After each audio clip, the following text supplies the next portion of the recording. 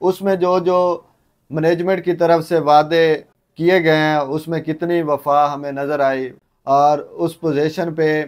अभी बड़े साइज़ के ऊपर घर बनना स्टार्ट हो गया है, जब पानी बिजली वहाँ पे मौके के ऊपर मौजूद है। अस्सलाम वालेकुम, मेरा नाम मुदस्सिर नवाज खोखर है और आज जिस टॉपिक के ऊपर हम वीडियो बना रहे हैं वो इस्लामाबाद कोऑपरेटिव हाउसिंग सोसाइटी है। जैसे कि आप लोग जानते हैं कि पिछले 10 से 15 साल से इस सोसाइटी ने ज़ीरो डेवलपमेंट का काम किया है और इसकी जो रीसेल की वैल्यू है वो भी बहुत ज़्यादा मार्केट्स में नेगेटिव उसकी मार्केटिंग हुई हुई थी। तो बातें तो बहुत सारे लोग अच्छी भी करते हैं, लेकिन जो रियलिटी है वो आज मैं आपको इस वीडियो में आपको मुकम्मल डिटेल के साथ बताऊंगा। और 2 दिन पहले जो हमारा रियल्टर कन्वेंशन हुआ है उसमें जो जो मैनेजमेंट की तरफ से वादे किए गए हैं उसमें कितनी वफा हमें नज़र आई, उसके ऊपर भी हम थोड़ी सी रोशनी डालेंगे। Basic Islamabad cooperative housing society के 2 फेज़ हैं। फ़ेज़ 1 जो इसका कसाना डैम रोड के ऊपर लोकेट हो रहा है, जबकि इसका फ़ेज़ 2 जो है वो एयरपोर्ट के सामने बिल्कुल बेंगो रोड के ऊपर। तो अगर हम इसके फ़ेज़ 1 की बात करें तो उसमें आलमोस्ट तकरीबन 80% तक उन्होंने पोजीशन दे दिया हुआ है और उस पोजीशन पे अभी बड़े साइज़ के ऊपर घर बनना स्टार्ट हो गया है, जबकि मैनेजमेंट की तरफ से ये दावे किए गए हैं कि हमने लोगों को पोजीशन दे दिया हुआ है, लोग खुद घर नहीं बनाना चाह रहे। तो लिहाजा हमारी उनसे रिक्वेस्ट है कि वो यहाँ पे अपना घर बनाए और उनको ज़्यादा से ज़्यादा इंसेंटिव भी दिया जाएगा मैनेजमेंट की तरफ से। पानी बिजली वहाँ पे मौके के ऊपर मौजूद है, सीवरेज लाइन डली हुई हैं। फ़ेज़ 1 से जब हम फ़ेज़ 2 की तरफ जाते हैं तो वो एरिया जो 16 ब्लॉक के ऊपर मुहित था, लेकिन उसमें सिवाय 1.5 किलोमीटर के डबल रोड के अलावा और वहाँ पे एक टके की भी डेवलपमेंट नहीं थी। तो कहने का मकसद ये था कि सोसाइटी की मैनेजमेंट बार बार इलेक्ट होने के बावजूद पिछले 10 सालों से उन्होंने कोई वहाँ पे डेवलपमेंट का काम स्टार्ट नहीं किया था,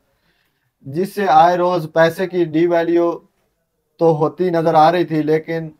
ऑन ग्राउंड साइड के ऊपर भी कोई काम नज़र नहीं आता था। पिछले 4 माह से सोसाइटी का जो मेन ऑफिस है वो वहाँ पे शिफ्ट कर दिया गया है इस्लामाबाद कोऑपरेटिव हाउसिंग सोसाइटी की साइड पे, जबकि उसके प्रेसिडेंट सरदार मोहम्मद रफ़ीक वो भी वहाँ पे साइड के ऊपर मौजूद होते हैं, जनरल सेक्रेटरी मेहदी खान शाकिर भी। लेकिन इन लोगों का काम करने का बिल्कुल भी मूड नहीं था आज से तकरीबन 6 माह पहले तक भी। लेकिन अल्लाह की तरफ से अचानक एक नहायत कामयाब बिजनेसमैन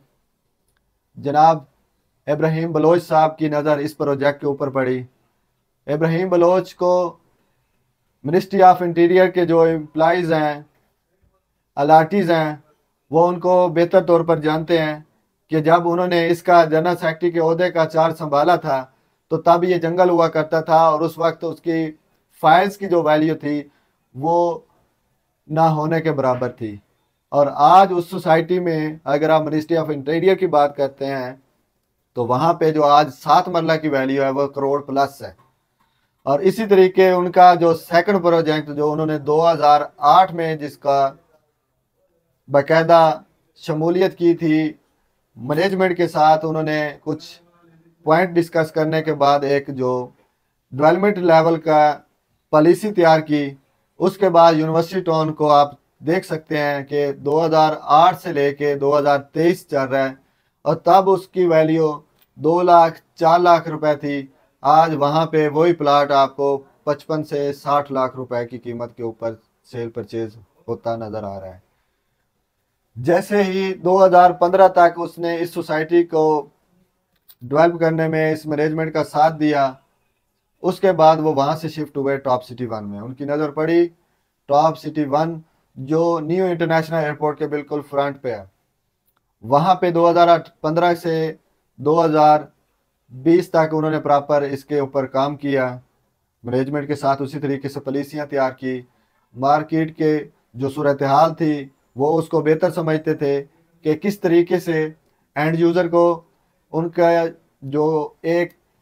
अपने घर के ख्वाब है वो कैसे उसको पाया तकमील तक पहुँचाया जाए। तो इसमें उन्होंने बहुत सारा अहम किरदार अदा किया है, जिसमें टॉप सिटी की मैनेजमेंट में बतौर ख़ास